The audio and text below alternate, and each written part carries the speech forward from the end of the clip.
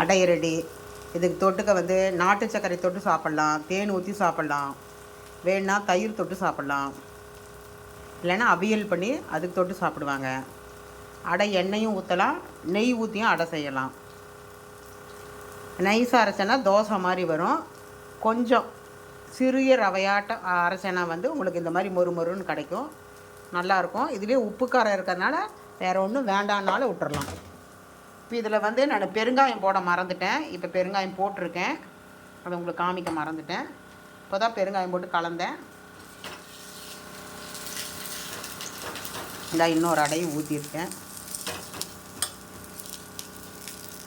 ஃபுல்லாக வேகணும்.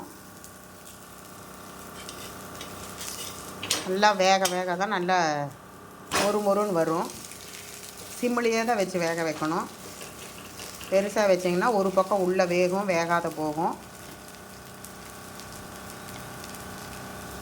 இதுக்கு வந்து எண்ணெய் கொஞ்சம் செலவாகும்.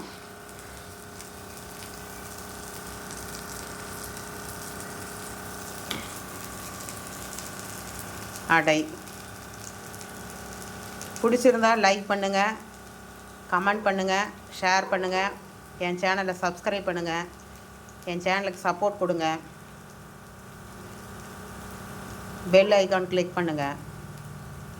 தேங்க்யூ. Good night.